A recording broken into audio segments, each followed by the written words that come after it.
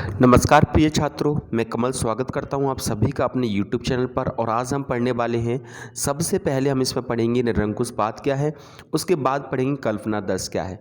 देखिए, निरंकुशवाद और कल्पनादर्श दोनों ही समाज की एक शासन करने की एक व्यवस्था है, समाज के रहने का एक तरीका है। तो आज हम उसी के बारे में बात करने वाले हैं। तो सबसे पहले हम बात करते हैं यहाँ पे कि निरंकुशवाद क्या है। ठीक है, देखिए निरंकुशवाद की क्या है कि एक ऐसी सरकार या फिर शासन व्यवस्था जिसकी सत्ता पर किसी प्रकार का कोई अंकुश नहीं होता। यानी कोई भी सरकार जिस पर किसी का कोई अंकुश नहीं होता, यानी कोई रोक टोक नहीं होती।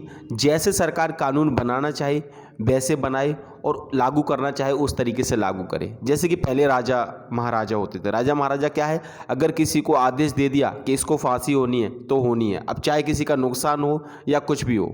पहले ऐसा ही होता था। यानी कि एक तरीके से कैसा तानाशाही शासन करना क्या कहलाता है, निरंकुशवाद कहलाता है। क्लियर हो गया, निरंकुशवाद का मतलब समझ में आ गया। बिना रोक टोक के शासन करना ही क्या कहलाता है, निरंकुशवाद कहलाता है। देखिए, इस प्रकार की सरकार अपने विरोधियों के लिए दमनकारी नीति अपनाती है।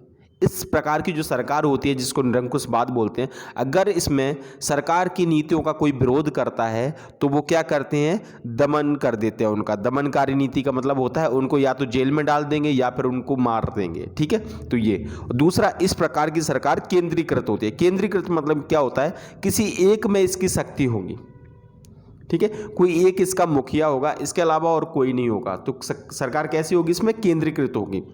और लास्ट है यहाँ पे, इस प्रकार की शासन व्यवस्था सैन्य बलों पर आधारित होती है। यानी कि पूरी तरीके से कैसी, मिलिट्री बेस पर होती है। मिलिट्री बेस का मतलब क्या होता है, जो अधिकतर जो शासन को जो चलाता है वो कौन चलाता है, सैनिक चलाते हैं। क्योंकि क्या है, दमनकारी नीति है, तो सैनिकों से क्या है, जनता डरती है।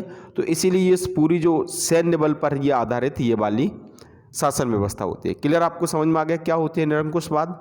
इसके बाद हम बात करते हैं यहाँ पे कल्पनादर्श। अब कल्पनादर्श पूरा निरंकुशवाद का जस्ट अपोजिट है, और इतना अपोजिट है कि आप समझ नहीं पाओगे। देखिए, सबसे पहले क्या है, तो क्या है, देखिए कल्पनादर्श का मतलब यह है एक ऐसे समाज की कल्पना है जिसमें कोई भेदभाव ना हो, सभी एक समान हो। यानी कि ये सिर्फ कल्पना है, किसी ने कल्पना की है कि समाज कैसा होना चाहिए, सभी बराबर होने चाहिए, किसी के साथ कोई भेदभाव नहीं होना चाहिए, कोई मरना नहीं चाहिए, कोई निर्दोष को सजा नहीं होनी चाहिए। इस तरीके का जो शासन की जो कल्पना है उसे क्या कहा गया है, उसे ही कल्पनादर्श कहा गया है। ठीक है, तो क्या है, ऐसे समाज की कल्पना जिसमें कोई भेदभाव ना हो, सभी एक समान हो। यह एक ऐसे समाज की कल्पना है जिसका साकार होना लगभग क्या है, असंभव है। ये सिर्फ कल्पना है, कभी ये वाली बात सच होना लगभग क्या है, असंभव है, इम्पॉसिबल है।